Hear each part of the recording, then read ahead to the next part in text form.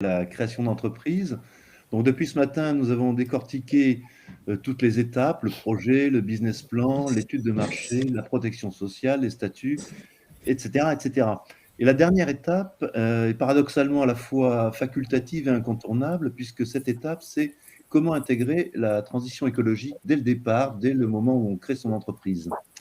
Alors en effet, on imagine mal qu'un entrepreneur ne se soucie pas de l'impact environnemental de sa future entreprise, pour deux raisons très simples. C'est que quels que soient ses clients, qu'il s'agisse de consommateurs en B2C ou d'entreprises en B2B, tous sont de plus en plus nombreux à prêter attention à la dimension environnementale dans leurs décisions d'achat. Alors comment concilier économie et écologie? Comment engager cette démarche? Quelles sont aussi les normes à respecter pour certaines activités? Existe-t-il des aides pour se mettre au vert, en quelque sorte? Lors de cette table ronde, avec nos invités, experts et entrepreneurs, nous allons essayer de vous éclairer sur les décisions à prendre pour créer ou développer une entreprise qui soit écologiquement vertueuse et rentable. Donc, nos quatre invités aujourd'hui, donc Corinne Duplat, qui est directrice générale en charge du recrutement des franchisés de l'enseigne des menus services, donc plus de 25 ans d'expérience dans les services à la personne. Et Corinne est également l'auteur de l'ouvrage La gestion des ressources humaines dans les services à la personne, donc paru chez Wolters Kluwer. Bonsoir, Solène Pigné, pardon. Bonsoir tout le monde. Bonsoir, pardon. Solène Pigné, qui dirige depuis 2014 le cabinet de conseil de l'entrepreneuriat durable Creators for Good, donc qui a accompagné plus d'une centaine de femmes à lancer et à faire grandir leur propre entreprise à impact positif. Et elle a écrit le guide très utile, je pense, le guide de l'entrepreneur durable aux éditions Duno, et c'est paru cette année, donc 2021. Bon, tout à fait. Régis Lemel de Varagne, vous êtes directeur général de Mixer, donc effectivement, vous avez plus de 20 ans d'expérience en responsabilité sociétale et environnementale des entreprises, donc la RSE. Vous êtes aussi évaluateur du label Lucie à la PME, label Lucie dont on reparlera. Et donc Mixer, ça a été créé à l'initiative de 5 dirigeants d'entreprises pour promouvoir justement la RSE à travers l'intelligence collective et la mutualisation des actions responsables. Exactement. Bonjour à tous. Responsable de la transition écologique chez Shine, donc qui est aujourd'hui une filiale de la Société Générale, qui est le compte pro des petites entreprises et des entrepreneurs, qui nous expliquera justement comment, dans une entreprise comme Shine, qui a été une start-up, on se préoccupe d'écologie. Alors, bonsoir. Avant d'entrer dans le vif du sujet, je vous rappelle que cette conférence est enregistrée. Vous pourrez donc la réécouter en replay sur le site du salon, salonsmeonline.com. Alors, première question à la fois pour Shine et pour les menus services, donc pour Antoine et pour Corinne. A priori, vous n'avez pas des activités ni l'un ni l'autre très, très polluantes, mais concrètement, qu'est-ce que vous avez mis en place et pourquoi vous l'avez fait? Et dans votre démarche, quelle est la part des obligations légales que toute entreprise doit respecter en termes de RSE? Et quelle est la part de la démarche volontaire que vous avez pu avoir? Corinne? Bonjour. Alors, nous, effectivement, on n'est pas sur une activité qui est réglementée au sens propre. Notre activité, c'est de porter tous les jours des repas à des personnes âgées à leur domicile qui ne peuvent plus ou qui ne veulent plus cuisiner. Néanmoins, en portant un repas au domicile d'une personne âgée, vous allez comprendre tout de suite, on a un produit, on a des véhicules, on a des barquettes pour mettre les repas et on a des emballages. Donc, ça fait beaucoup de choses qui concernent quand même ce sujet-là. Donc, sur la partie produit, on a opté depuis longtemps sur des cuisines régionales et donc des produits de saison et en circuit court. Après, on a été très vite confronté au sujet des véhicules. On a anticipé sur les grosses agglos il y a déjà quelques années en véhicules électriques et on a déployé au national.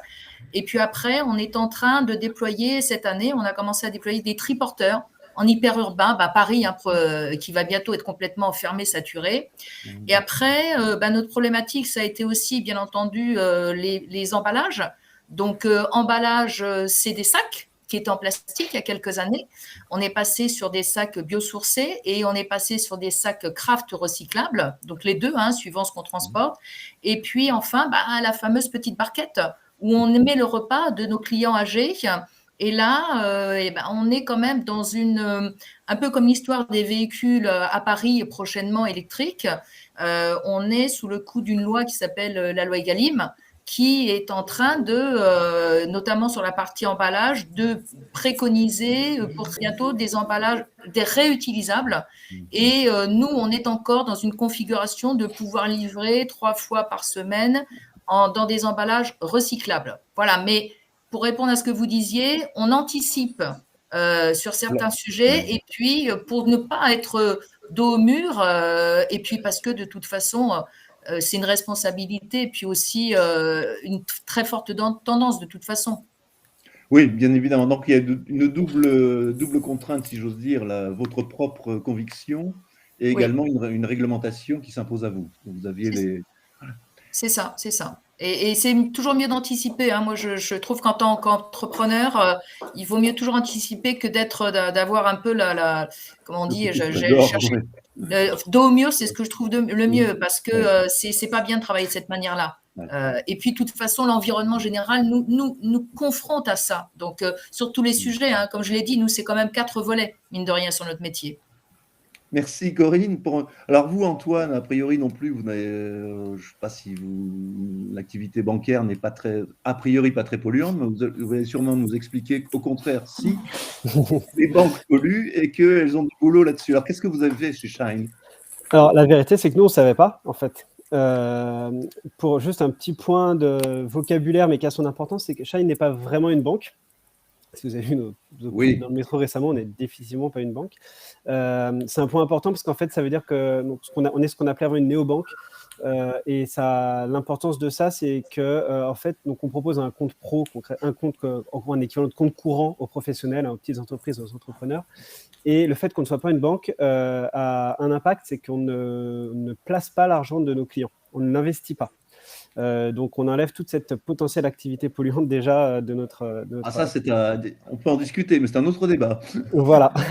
Donc, nous, l'idée qu'on avait, en fait, il y a 2 ans, c'est qu'on était relativement propre, on faisait attention, mais plus dans l'idée des petits gestes du quotidien dont on parle souvent.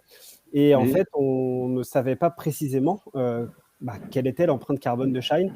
Et vous l'avez calculé ? C'est pour ça qu'on s'est dit... Pardon ? Vous avez essayé de la calculer, justement ? Exactement. C'est pour ça qu'on s'est dit, en fait, ce qu'on va faire, c'est tout simplement monter sur la balance. On va mesurer notre empreinte et on va voir concrètement combien de gaz à effet de serre on émet chaque année. Et là, on pourra dire on a une activité polluante ou non. La conclusion, qu'est-ce que vous avez mesuré, justement, dans une activité comme la vôtre ? Qu'est-ce qui se mesure ? Alors tout, dans un bilan carbone, si on le fait proprement, on va tout mesurer. Donc on va mesurer ce qu'on appelle les scopes 1, les scopes 2 et scope 3. Donc scope 1, ça va être les énergies, l'utilisation d'énergie liée à la création du produit. Dans notre cas, c'est très faible puisqu'on a un service. Les énergies indirectes, donc en gros, ça va être le chauffage, l'électricité, etc. Et l'essence des salariés est comprise dedans ou pas ? Pardon ? Le salarié qui vient en voiture, vous le comptez ? Très bonne question, c'est le scope 3. Donc dans le scope 1, ça va être en gros les locaux. L'énergie liée le scope 2, pardon, ça va être l'énergie liée aux locaux. Bon, on a un bureau dans le centre de Paris, donc c'était pas très compliqué. Et il y a le fameux scope 3 qui prend absolument tout le reste. Donc tout ce qu'on achète, l'utilisation qui est faite de nos produits et qui comprend notamment le trajet domicile-travail des employés, qui comprend aussi d'ailleurs le déjeuner des employés. Et alors nous, on a une chance, c'est qu'on est en plein cœur de Paris. Une grosse partie de nos employés habitent Paris ou la proche banlieue. Et du coup, en fait, aucun n'utilise la voiture. On a une personne qui vient en scoot.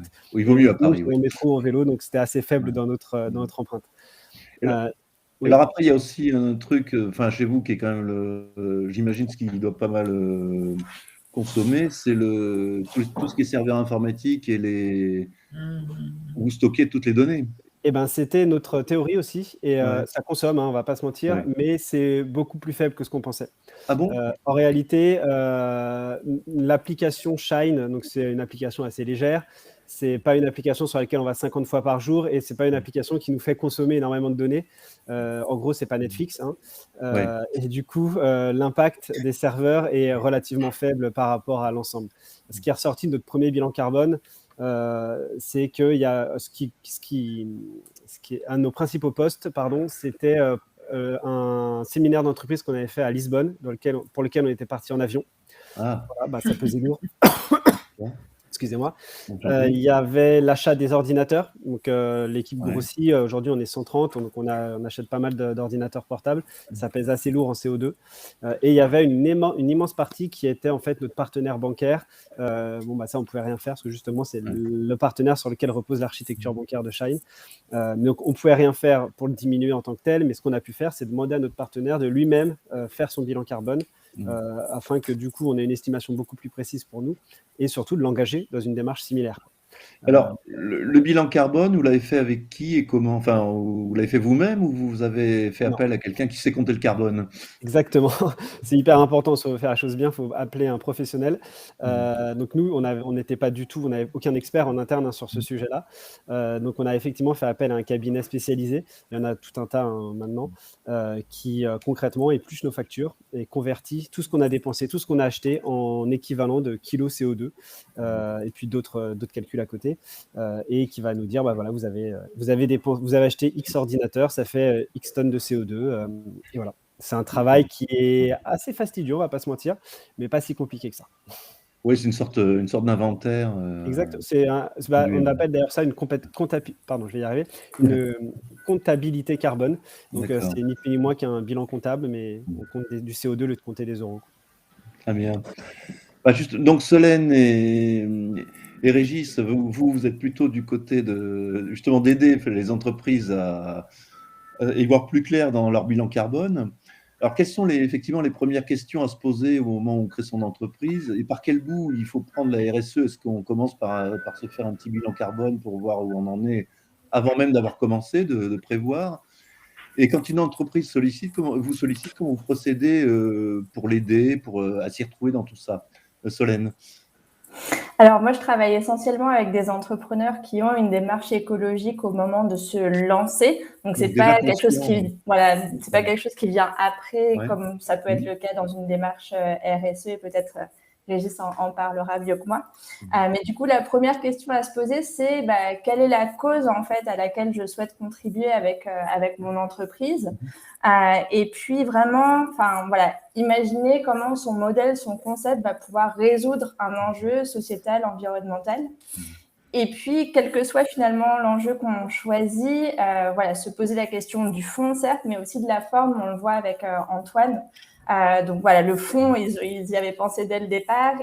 Et ensuite, c'est sur la forme qu'ils sont venus s'interroger. Et ça, on peut le faire dès le départ. Après, un bilan carbone ou un assessment quel qu'il soit, ça peut se faire uniquement une fois qu'on a déjà fait un bout de chemin. mais on peut déjà imaginer des pistes dès le départ. Et les créateurs qui viennent vous voir, est-ce qu'ils ont un peu une idée assez précise de ce qu'ils veulent faire? Ou qu'est-ce qu'ils vous demandent en priorité? Ils vous disent, il faut que je fasse mon bilan carbone, il faut que je fasse... Alors non, ça c'est clair que le bilan carbone, c'est pas forcément la priorité des personnes qui démarrent, en tout cas celles que je rencontre. Moi, j'accompagne différents types d'entrepreneurs, ou en tout cas à différents niveaux de développement. Mais le premier niveau de développement, c'est je sais que j'ai envie de me reconvertir et d'entreprendre, mais je ne sais pas quoi faire, je n'ai pas d'idée. Je sais que j'ai envie d'avoir un sens et une éthique dans mon nouveau métier, mais lequel? Et donc, on a un parcours pour les aider à trouver leur idée de projet. Et ensuite, il y a un autre parcours pour les personnes qui ont déjà leur idée, qui souhaitent se lancer et avoir leur premier client. Et là, effectivement, la question de l'impact est au cœur de la réflexion, parce que parfois, on a cette croyance limitante, selon moi, que on ne va pas pouvoir être éthique écologique et être durable financièrement, alors qu'en fait, l'idée, c'est vraiment de pouvoir joindre les deux et de faire d'une pierre deux coups. Régis, donc effectivement, les entrepreneurs que vous pouvez accompagner ou qui viennent frapper à votre porte, quelles sont leurs questions et la manière dont vous pouvez y répondre? Effectivement, est-ce qu'ils ont une idée assez précise des enjeux écologiques ou c'est encore un peu vague, et comment vous pouvez les aider? Comme vous le disiez, 20 ans de recul de conseil en RSE, donc voilà, donc en plus, ça donne un peu d'antériorité sur le sujet. Mais, et pour le coup, moi j'accompagne, à la différence de Solène qui est plus de la création, moi je suis plutôt après, et souvent bien après la création, dans une sorte de prise de conscience que ah oui, tiens, il y a un truc qui se passe et ça serait bien que nous aussi on y contribue. Et donc, chez Nixer, ce qu'on fait, c'est qu'on fait de l'intelligence collective en RSE et donc on mutualise aussi ces actions.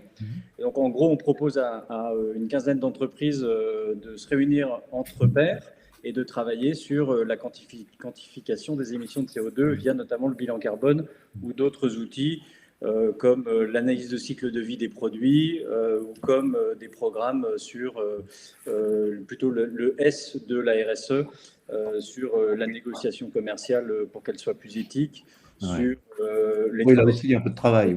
prestations de ménage. Enfin, il y a pas mal de sujets comme ça qui sont développés. Voilà. Pour répondre à votre question, ce que nous demandent les entreprises, c'est d'abord souvent effectivement d'essayer de comprendre ce qu'est le changement climatique, comment ça va impacter leur chaîne de valeur et quel rôle elles peuvent avoir dans ce bazar-là et comment elles peuvent agir concrètement, combien ça va leur coûter bien évidemment, ou combien ça va leur rapporter en économie de coûts ou en innovation ou en transformation.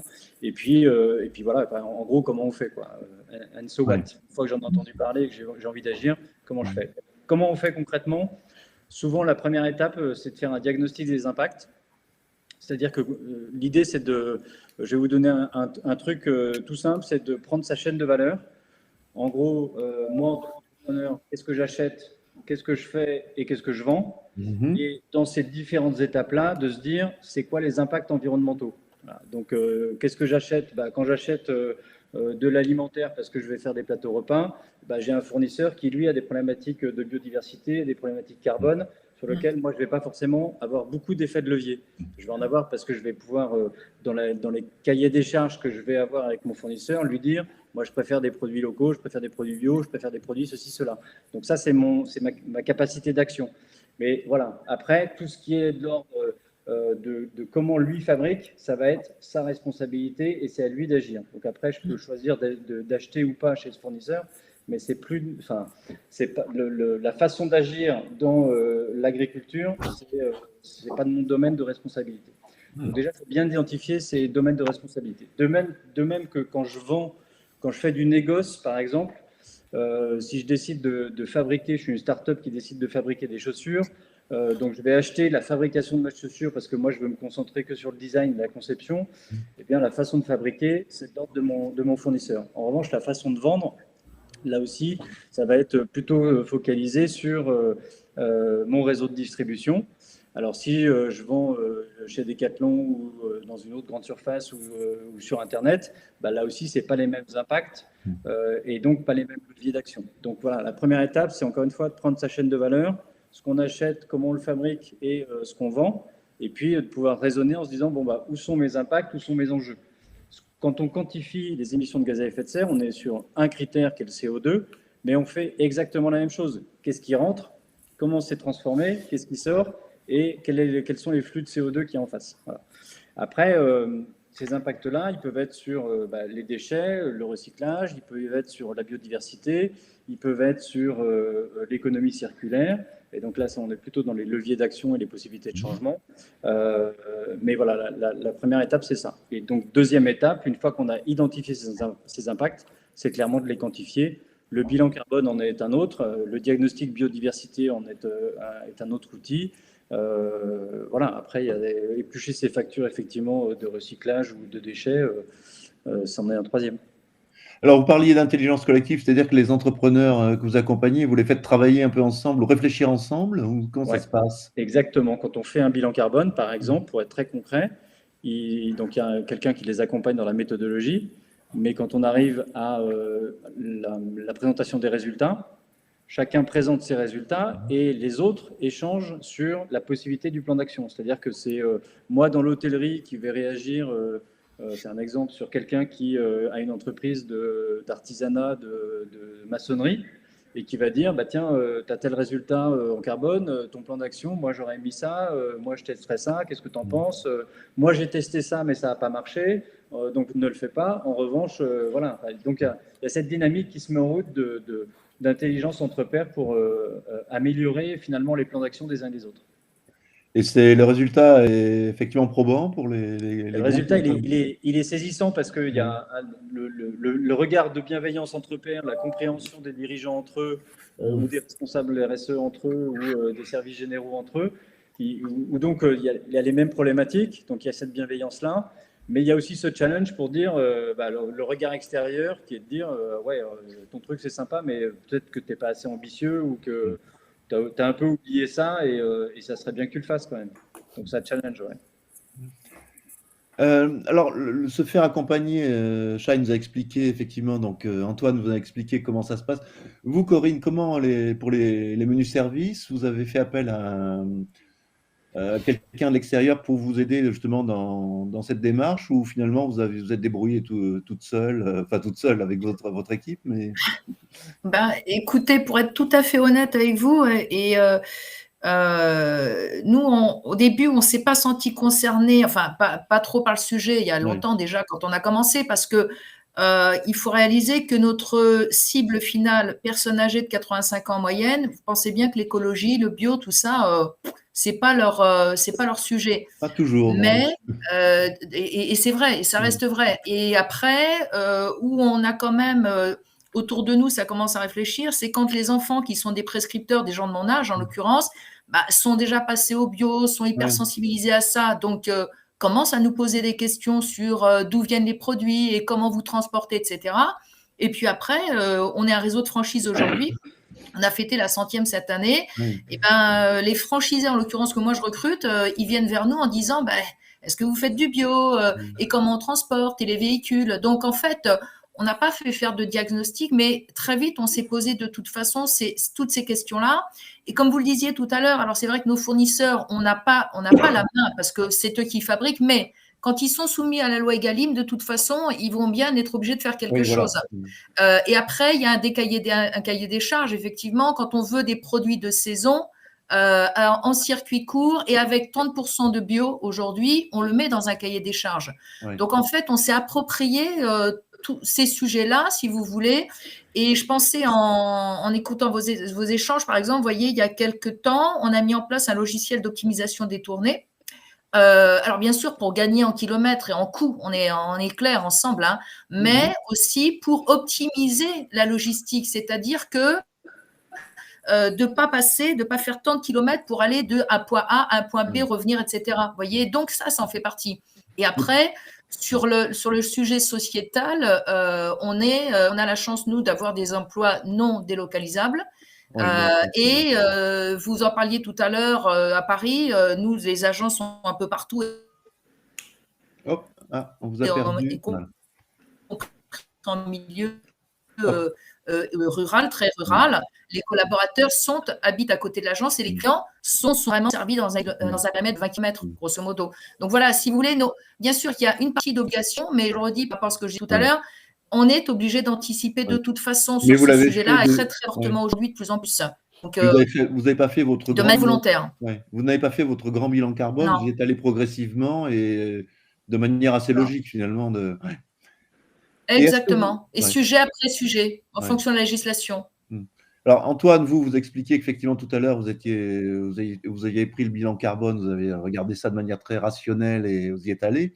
Est-ce que maintenant, alors le suivi, comment il se passe? Tous les combien vous mesurez votre bilan carbone, une fois par an ou... Tout à fait. Alors nous, on a pris l'engagement de le faire de manière annuelle et de publier les résultats. Parce qu'il y a deux choses qui nous ont motivés, enfin trois choses. La première, c'est en interne. On est une entreprise en très forte croissance. Quand on a fait le premier bilan, on était 30 employés. Aujourd'hui, on doit être 130 ou 140. Et on va probablement mettre une centaine de plus à la fin de l'année prochaine. Et donc, on voulait s'assurer que notre croissance ne s'accompagnait pas d'une explosion de nos émissions de CO2. Donc, on a tenu à le faire tous les ans. Ça, c'est la première chose. La deuxième chose, c'est qu'on estime que pour nos clients, c'est une question aussi de transparence, c'est-à-dire que c'est important pour un client de savoir, quand j'achète tel produit, je vais émettre tant de CO2. Donc ça, c'est une chose que nos clients savent aujourd'hui. Ils savent que un compte Shine, c'est un peu moins de 2 kg de CO2 par an. Et la troisième chose, c'est que, en fait, le sujet était assez peu présent parmi les startups à ce moment-là. Parce que donc une chose qu'on n'a pas encore dite, il me semble, c'est que l'obligation de faire un bilan carbone, aujourd'hui, elle est pour les entreprises de plus de 500 salariés. Voilà, oui. Et je crois qu'il y a un palier en chiffre d'affaires aussi. Mais donc, voilà, c'est 500, en dessous de et à 500 salariés, ce sont uniquement les scopes 1 et 2.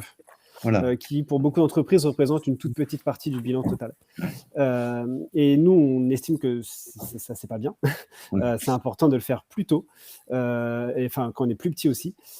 Et donc, on a souhaité aussi communiquer sur ce bilan, le faire régulièrement et communiquer pour montrer à l'écosystème des startups que c'était hyper important. Déjà que c'était facile à faire, en réalité, que c'était pas, c'est pas facile, c'est pas non plus une partie de plaisir, mais c'est pas une immense tannée.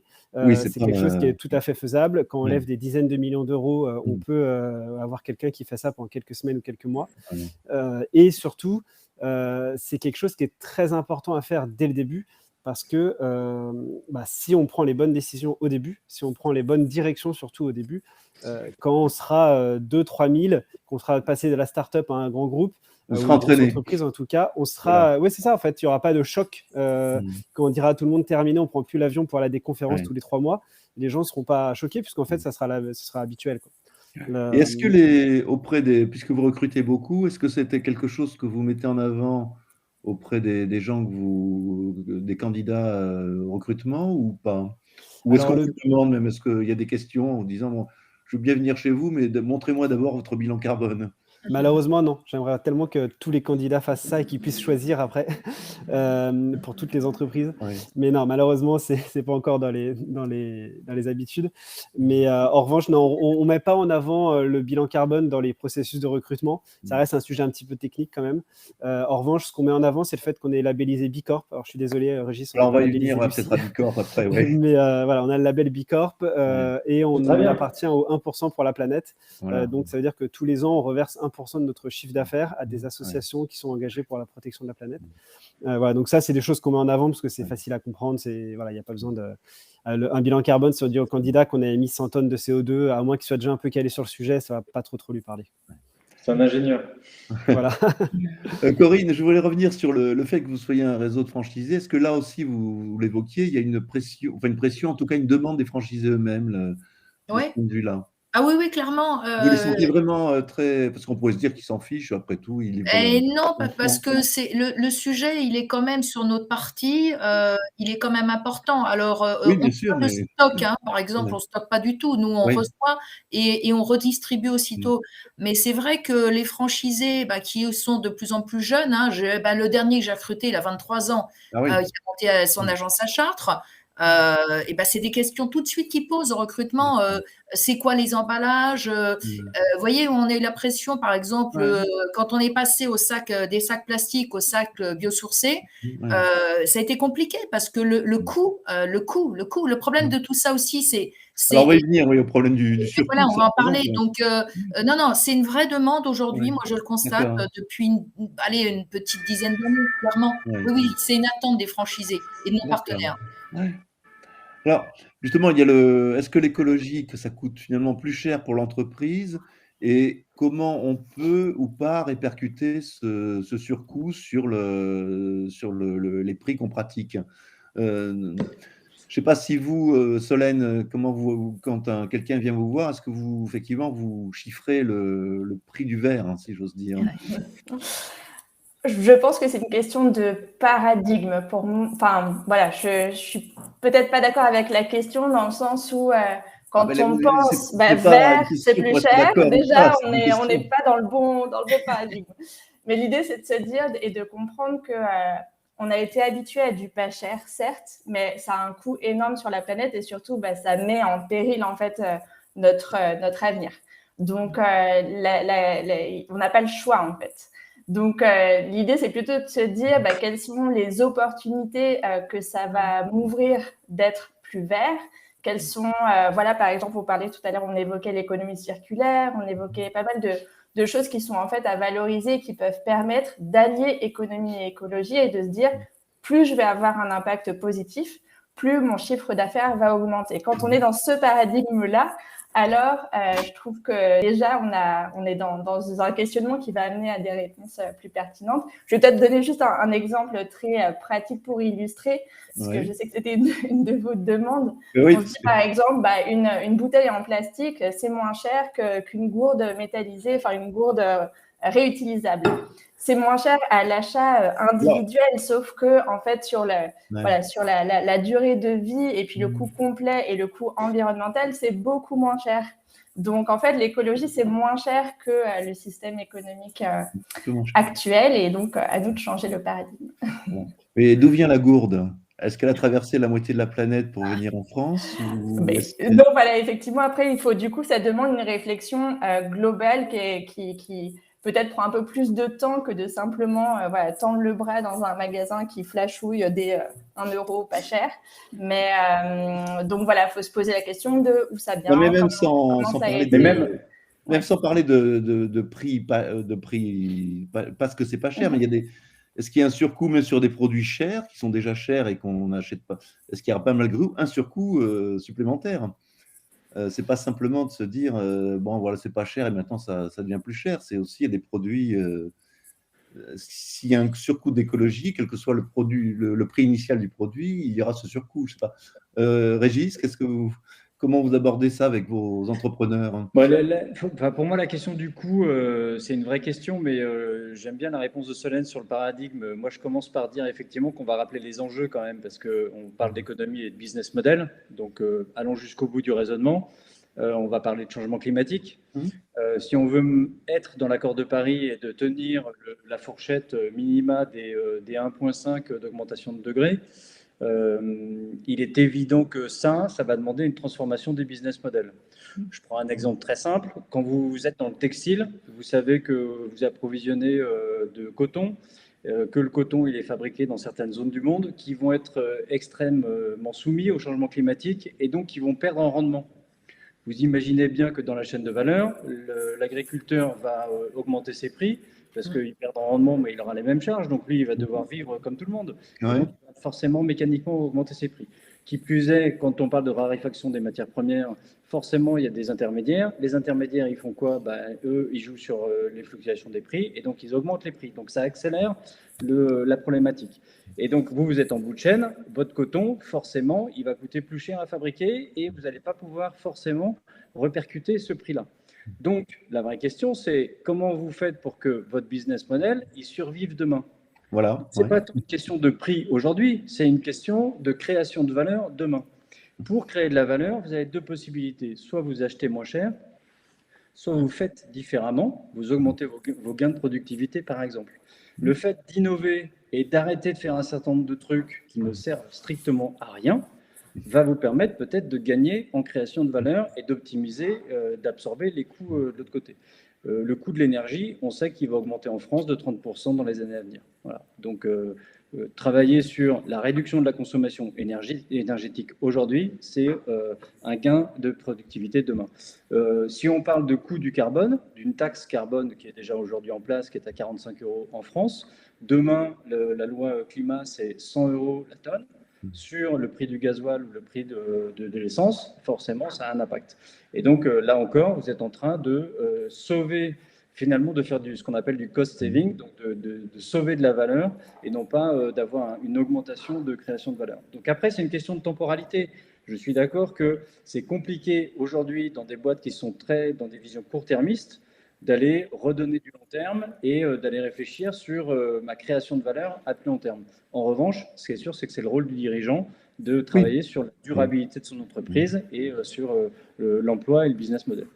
Voilà, ce qui suppose donc de se préparer à complètement transformer éventuellement le process de fabrication ou de vente. Voilà, au-delà d'adopter une démarche écologique. De gaz ou de chaleur si on a besoin de produire. Voilà, de changer de source d'énergie, je ne sais pas. En tout cas, ça implique effectivement une profonde réorganisation de l'entreprise et de ses process. Ah, mais il faut se poser les bonnes questions et pour ça, il y a un outil qui est vraiment du bon sens, qui est de se dire, est-ce que ce que je suis en train de faire, est-ce que j'en ai besoin? Ce que je suis en train d'acheter, est-ce que j'en ai besoin? Et est-ce que ça sert véritablement? Que ça soit dans une application, que ça soit dans un service, que ça soit dans l'industrie, on peut se poser la question de tous, dans tout ce qu'on est en train de faire, dans les services marketing, dans tout un tas de choses, dans toutes les fonctions, en se disant, mais véritablement, ça, est-ce que ça va apporter quelque chose économiquement, socialement et environnementalement? D'accord, donc c'est vraiment un spectre large de... il est temps de repenser l'entreprise et la production de valeur, la création de valeur sur ces trois piliers. D'accord. Je peux ajouter un petit truc? Même deux, si vous voulez. Là, je suis évidemment complètement d'accord avec ce qui vient d'être dit. Je vais juste remettre un chouïa de contexte quand Régis a parlé des accords de Paris, de la limitation de l'augmentation de la température à plus 1,5 degré. Juste pour resituer quand même un petit peu les choses, si on veut réussir ce pari, c'est-à-dire si on veut limiter le réchauffement climatique à plus 1,5 degré, sachant qu'on est déjà à plus 1,1, on doit diviser nos émissions de CO2 par 2 dans les 8 ans qui viennent. Donc, on a 8 ans pour que le monde entier divise par 2 ses émissions de CO2. On a fait évidemment l'inverse depuis 30 ans. Et une fois qu'on aura fait ça, on devra encore la diviser par 3 dans les 30 ans qui suivent. Donc, parce qu'on récupère les 30 ans d'arrière. Exactement. Donc, il y a évidemment, ça coûte un peu d'argent de faire un bilan carbone, ça coûte un peu d'argent de prendre tel ou tel contenant. Mais ce qui va coûter très, très cher, comme l'a très bien expliqué Régis, c'est quand il y aura une production de coton à zéro, quand les employés pourront plus venir au bureau parce que les routes seront inondées, quand il y aura la forêt d'à côté qui sera en feu et que les employés seront malades. Ça va coûter excessivement cher, bien plus cher que... Alors, ça sera à la société, ça sera évidemment pas sur l'entreprise en elle-même. Mais voilà, l'enjeu, c'est pas juste savoir s'il faut être écologique ou pas. L'enjeu, c'est dans quel monde on vit dans 10, 20, 30 ans. Et pour ça, on doit diviser très, très, très vite et très fortement nos émissions de CO2. D'où l'importance de mesurer pour réduire après. En complément, imaginez bien que des banquiers vous diront je ne vous finance pas parce que votre activité elle est trop ceci ou trop gourmande en CO2. Des assureurs vont vous dire bah oui, mais si vous n'êtes pas carbone neutre à telle échéance, moi je ne vous assure plus parce que de toute façon le risque climatique à plus 4 degrés, je ne sais pas l'assurer. Et donc mon modèle économique ne marche pas. Donc eux vont mettre la pression sur un certain nombre d'acteurs. On le voit déjà aujourd'hui des banques qui proposent des services de bilan carbone pour des TPE, pour des PME, pour faciliter encore une fois le changement. Le changement, oui. Et après, vous parliez de coût tout à l'heure. Alors, c'est vrai que ça a un coût tout ça, mais je pense immédiatement, vous voyez, on a fait un comité de direction tout à l'heure et quand on a parlé des véhicules électriques, ça coûte cher à l'investissement. Alors, c'était un vrai sujet, les véhicules électriques. Mais après, on s'aperçoit qu'il n'y a plus de postes essence ni réparation. Oui, de toute façon. Voilà, et taxes à un moment dans le bilan. Et puis après, il y a quand même aussi beaucoup ensuite, parce qu'on ne peut pas penser qu'à la question du coût, il y a quand même aussi beaucoup la question de l'image de la société. Et l'image à tous les niveaux. Et quand nous, on est passé au sac biosourcé ou craft, les clients, tout le monde est content parce que quand on voit ce sac-là qui répond à ces normes, on se dit, c'est bien cette entreprise, elle est consciente de ça. Donc, moi, je pense qu'en face du coût, c'est pas tellement palpable forcément dans le bilan, le coût, mais c'est aussi sur la notoriété, sur l'image, ça a quand même beaucoup d'importance aujourd'hui. Et sur les réseaux, ça peut vite partir, l'image d'une société qui serait justement polluante et pas vertueuse, etc. Solène, je crois que vous oubliez. Oui, voilà, peut-être pour compléter et rebondir aussi sur ce que vient de dire Corinne, parce que parfois, en tant qu'entrepreneur, on a peur justement que ce coût soit répercuté sur nos prix et que du coup, qu'on ne fasse pas face à la concurrence ou qu'on ne sache pas le justifier. Donc, parfois, c'est se rappeler qu'effectivement, ça nous permet d'avoir une meilleure image et de pouvoir proposer quelque chose de plus qualitatif. Mais aussi, parfois, c'est repenser le modèle. On parlait tout à l'heure du textile, se dire peut-être que je vais arrêter de vendre des vêtements textiles qui, en plus, vont jamais être portés ou être jetés rapidement et je vais les louer. Donc, pour mes clients, ça va coûter moins cher qu'à l'achat. Et en même temps, je vais être incitée à ce qu'il soit beaucoup plus durable dans le temps. On va perdre cette problématique de sourcer des matières neuves. Bref, donc c'est aussi repenser le modèle et impliquer en fait ces consommateurs pour imaginer d'autres façons de consommer, d'autres façons d'interagir pour que ce soit vertueux et dans la partie production et dans la partie usage. Alors, je voulais aussi aborder parce qu'on voit, moi, ce qui me frappe c'est la prolifération des labels et d'étiquettes en tout genre. Alors, on en a évoqué deux pendant cette conversation. Alors, il y a d'abord le label Lucie, donc, pour lequel que vous connaissez bien, Régis. Donc, qu'est-ce que c'est en 2 mots et en quoi c'est utile pour une entreprise finalement d'avoir ce label? Qu'est-ce que ça lui apporte? En préambule, donc moi j'accompagne des entreprises sur Lucie, mais pas que. On est aussi sur l'ISO 26000 et on connaît bien Bicorp et Ecovadis, Ouais. donc, qui sont les 4 labels de référence en France. Si vous voulez parler de Vous dites labels. les 4 labels Lucie? Lucie, Bicorp, Oui. Ecovadis. Ecovadis, oui. Et l'AFNOR a développé un label qui s'appelle Engagé RSE, qui est basé sur l'ISO 26000, qui est la norme internationale de référence en matière de RSE. Moi, ce que j'aime à rappeler quand on choisit un label, c'est d'abord de se poser la question de pourquoi je veux un label. Est-ce que c'est pour mobiliser mes RH, enfin mes ressources humaines et mes équipes, ou est-ce que c'est plus pour répondre à un appel d'offres, ou est-ce que c'est plus pour des questions clients, ou c'est plus pour piloter ma démarche et donc plutôt en interne. Parce qu'en fonction de ça, je ne choisis pas le même label. Lucie est intéressant parce que c'est ce qu'on appelle un label d'engagement. Donc c'est vous qui décidez, selon un état des lieux que vous avez fait, une évaluation, une auto-évaluation de votre démarche RSE et de vos enjeux et de ce que vous allez faire. C'est vous qui décidez en tant que chef d'entreprise de mettre le curseur sur où est-ce que vous allez. Et vous avez le label en fonction de la cohérence que vous avez mis dans votre plan d'action. Si vous décidez d'être labellisé, vous passez devant une commission de labellisation et vous avez un évaluateur externe qui vient vérifier la cohérence de tout ça et la validité de votre plan d'action par rapport à vos enjeux. Mais encore une fois, c'est vous qui mettez le curseur dans le plan d'action et dans le nombre d'actions que vous allez développer ou dans le nombre de sujets que vous allez développer. Et le label Lucie ne va pas vous dire il n'y en a pas assez ou il y en a trop. Voilà, c'est vous qui mettez le curseur. Et ils reviennent dans l'entreprise à 18 mois pour faire un point d'étape et à 36 mois pour vérifier qu'entre ce que vous étiez engagé à faire et ce que vous avez fait, il y a une cohérence et ça a été fait. Si ça n'a pas été fait, si les raisons que vous expliquez du pourquoi, du comment sont valables, il n'y a pas de raison qu'on vous délabellise. Donc le label est renouvelé. Voilà. Donc c'est un label qui est très accessible et en termes de coût et en termes de méthodologie et en termes de niveau d'exigence, il est quand même assez robuste parce qu'il est calqué sur l'ISO 26000. Il est un peu moins exigeant que Bicorp. Antoine pourrait en parler. Oui, voilà, on va parler de Bicorp, là, Antoine, puisque vous l'avez. Mais voilà, c'est intéressant. Alors, Bicorp, Antoine, c'est un. Alors, pour mémoire, c'est je ne sais plus si c'est de 2 ou 3 entrepreneurs américains qui avaient quelques déceptions avec leurs investisseurs et ces entrepreneurs et des convictions. Donc, ils ont lancé ce label Bicorp, qui est notamment Danone, je crois, est la seule grande entreprise française qui doit être labellisée. C'est des filiales de Danone, je crois, non?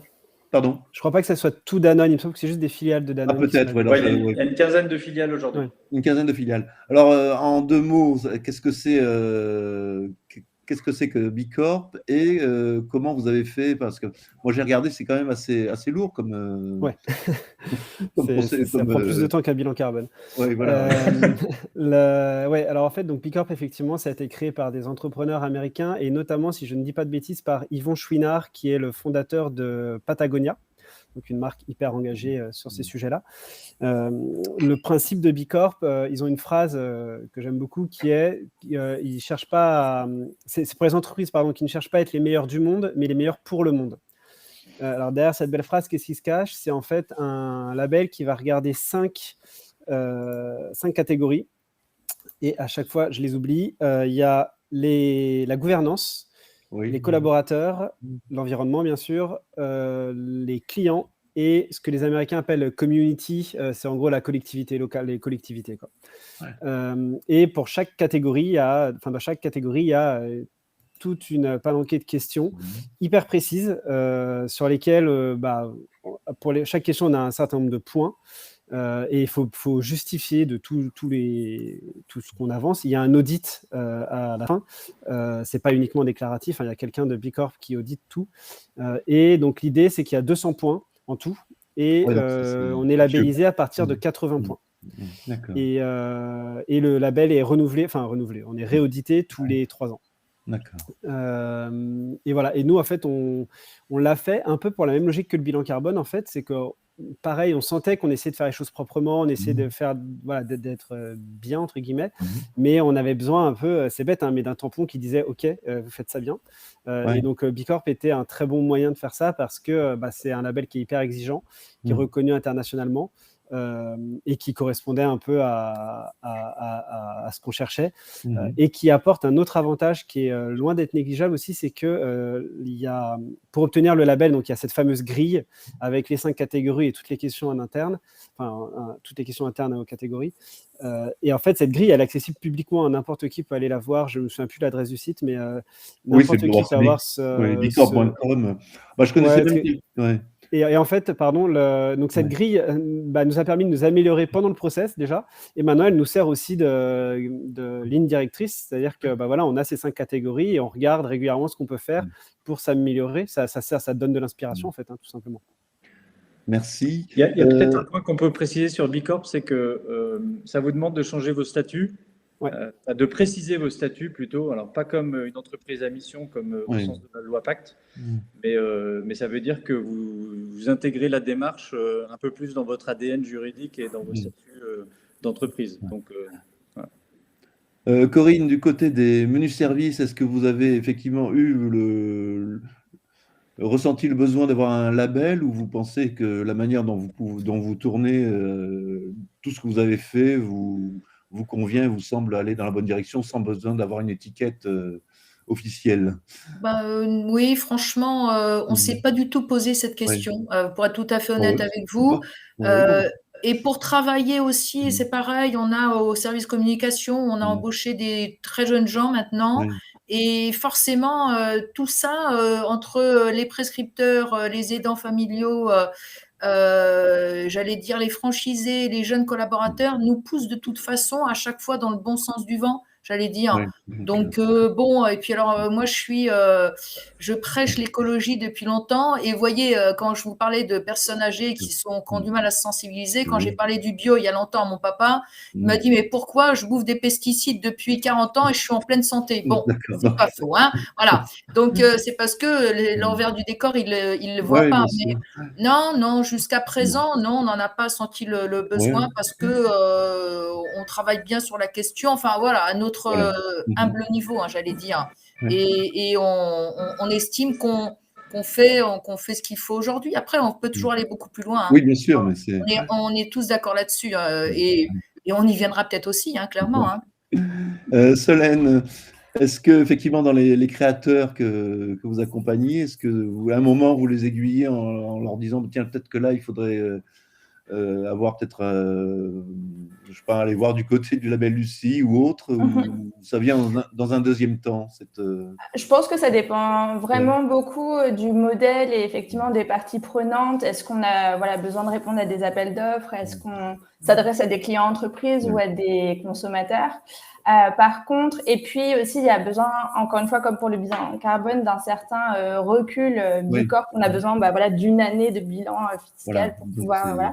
Par contre, il y a une solution qui est plus légère qu'un label et que je conseille moi, aux entrepreneurs, même aux auto-entrepreneurs ou aux personnes qui démarrent, qui a été lancée en France, qui s'appelle ZEI, Z-E-I, et qui permet en fait de s'auto-évaluer en ligne. Alors c'est plutôt pour un pilotage en interne, même si ça aide aussi à communiquer en externe. C'est pas tout à fait un label, mais ça permet d'avoir une grille d'évaluation qui est adaptée à notre secteur d'activité et à la taille de notre activité. Et puis, comme le disait Antoine pour le bilan carbone, ça permet d'identifier des postes qu'on n'avait pas forcément, auxquels on n'avait pas forcément pensé. Par exemple, moi, quand j'ai fait la démarche, ça m'a posé la question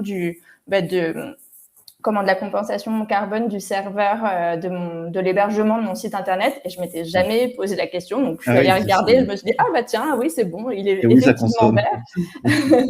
Mais donc voilà, ça permet de se poser des questions auxquelles voilà, spontanément on n'aurait pas forcément pensé, et puis de pouvoir valoriser certaines actions qu'on met déjà en place intuitivement, et du coup je trouve que c'est un bon premier pas avant d'être labellisé, de déjà voilà, avoir une grille d'évaluation externe un peu challengeante.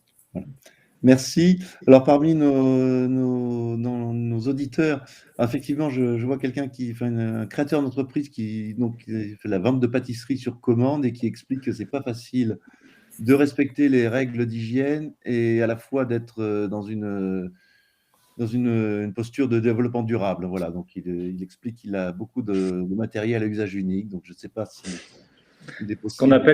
Ce qu'on appelle les paradoxes du développement durable ou de la RSE. Et il y a encore beaucoup à faire pour changer un certain nombre de législations, effectivement, qui sont contre-productives ou qui sont plutôt dans l'ancien modèle ou dans l'ancienne économie et qui ne sont pas encore passées de l'autre côté. Donc, voilà. Mais c'est vrai que c'est entre les règles d'hygiène et les règles environnementales, c'est pas tout à fait cohérent de temps en temps.